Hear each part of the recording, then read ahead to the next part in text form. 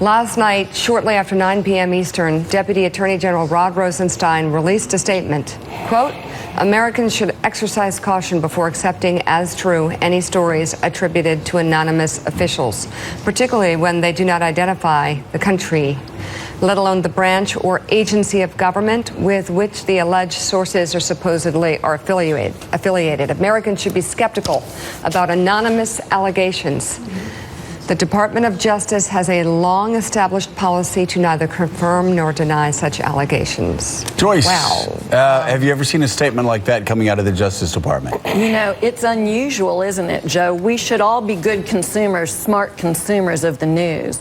Right. But I don't really expect to get advice in that regard from the Justice Department late at night. Yeah, what would happen in a scenario that he would have to do a statement like, would he just do it himself, or what? It's actually so unusual that my first take was maybe it wasn't the real thing, and I went and I looked on DOJ's website where the press releases are posted. Right. And it wasn't up there, at least even a few moments ago, still not So you up. were skeptical. You thought that it might have been fake news, a fraud. It had that look, but they're numbered serially, the statements on the press website, and this one numbers to track, so I assume it'll go up today.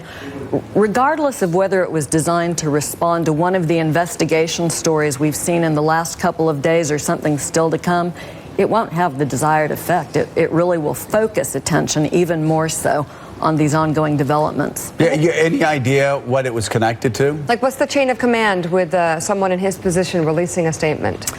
So he is the chain of command on all things Russia, and so he could release any statement he chose to. If you look at the stories that we've seen, the story on Jared Kushner from yesterday in the Washington Post specifies that it's based on U.S. officials. It's the earlier story where we first heard that the president himself was under investigation that used officials without qualifying the country of origin. So I think it's up in the air. Was Deputy Attorney General Rosenstein referring to one of those investigations?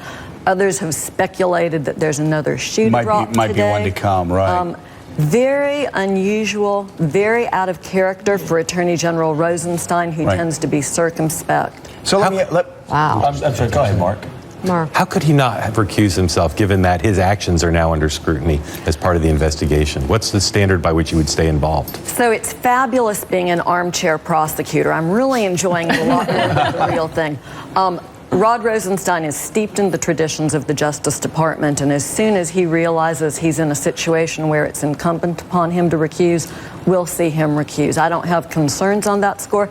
It does look, though, like he's beginning to be drawn into the web of witnesses in this case. So Joyce, let me ask you right there, and let's just talk about one fact pattern that jumped out at me. I haven't heard a lot of people talking about it, but you had the Deputy Attorney General being told of concerns from Comey that Donald Trump was talking to him. And he went to the Deputy Attorney General, expressed these concerns. After that happened, the president came to him and said, hey, I want to fire Comey. I need you to draft a memo to fire Comey. Just with those facts in front of you, it seems that Rod Rosenstein is already actually involved in this story, involved in this investigation, and should he recuse himself now? It looks very much that way from the outside, but if you go back and look at the memo that Rosenstein wrote, he doesn't actually take the step of calling for Jim Comey to be fired. He says these are the types of facts that might support that sort of a conclusion. And of course, we know that the I understand that, but that said, he's already been told by the FBI director, hey, listen, the president is doing some things that really are making me feel uncomfortable. I know if I'm in that position and then the president comes and says, I want you to draft a memo. That's a problem, to fire the guy that's already come to me and expressed concerns about the president trying to influence the investigation.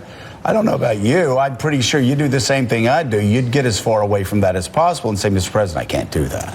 The reason people recuse from investigations in the Justice Department is often not because they have an actual conflict, but to avoid the appearance of impropriety, because it's so critical that people have faith in the Justice Department. Isn't in this case, it's obviously both. Wow. He's not, he may not be the central player, but just the two facts that we know of that Joe pointed out, he's involved in the case, and part of it's now being investigated. The firing of Jim Comey. I mean, that's the problem we have here, right?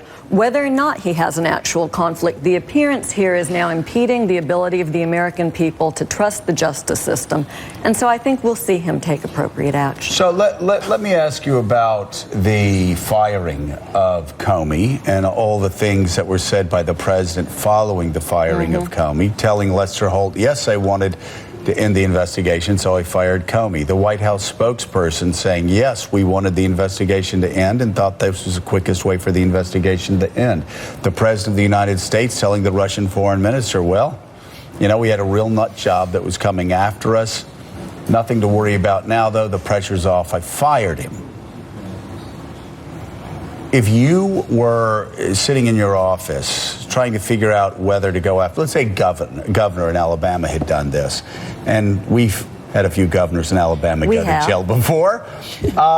If you were sitting there, wouldn't you, as a prosecutor, say, I think this could be an obstruction of justice. I need to look into this. Even if the underlying facts may not support a crime, they're obviously trying to kill this investigation.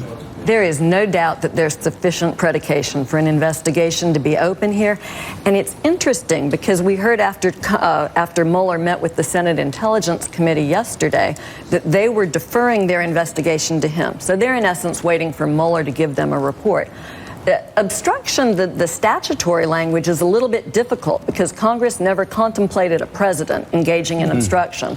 So if as a prosecutor I had to prove all these elements, I might be sweating a little bit, but this will go to... What element would concern you the most you have to prove? Because the statutes are a little bit unhinged for this particular situation. So for some, you have to prove an official investigation, which may or may not exist here. Right. But ultimately, Mueller has to go to the House and convince them to go after the obstruction charge. DOJ won't indict a sitting president, and the House will be able to employ a much more common sense understanding of what obstruction looks like. This looks a lot like obstruction. So Vladimir Putin having fun with this, saying that since Comey might be under such political persuasion, he's welcome in Russia. Oh, that's well, that's like when he offered to help, right, with giving some of the documents as well. Edward Snowden. Take a step back for us, Joyce. Now, where are we? We're on Thursday, the 17th of June. We've had sessions. We've had Comey now. Comey may well come back again and testify again. What's your overall take on where we are in the investigation? I know that you said at one point that it kind of looks awful, but it could be lawful. I did say that. It's very early in the investigation, and seasoned prosecutors like the team that Bob Mueller has assembled won't be quick to prejudge the evidence. There's a lot left to come in here we haven't seen, or they haven't seen, presumably tax returns yet. My guess is that that's very high on their list of financials to take a look at.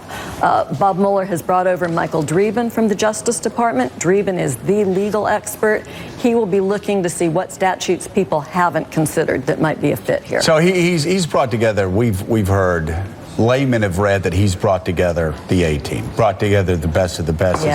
Is that your impression? There is no doubt. Folks like Andrew Weissman, Michael Dreeben, rounding out this team, they will do a good job. And the American people should have confidence that this won't be a witch hunt. These aren't people who need to prove a reputation or build their careers. These are people who will look at the evidence objectively, determine whether there's evidence of guilt, and then take the appropriate action. Do you read into the people he's brought in a kind of aha moment? Does that make you think, oh, he's brought these people in because he has something, or not necessarily? You know, there are money laundering folks who've joined the team. Money laundering, an interesting statute. It carries a 20-year statutory penalty.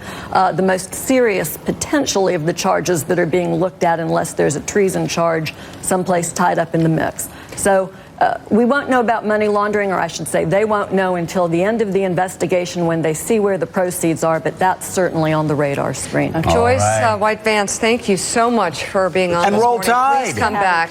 I've got to Roll visit Tide. the campus. I'll sit in the back Come of the on down. I'll sit in the back of the law school class, and I'll do something that I never did in law school. I'll listen. What's Oh, that, my listen? Lord. I'll listen, yeah. Yeah, okay. Thank you so much. Please Thanks, come back, y'all. despite Joe. I had a lot of All books right, to we read. have some developing news.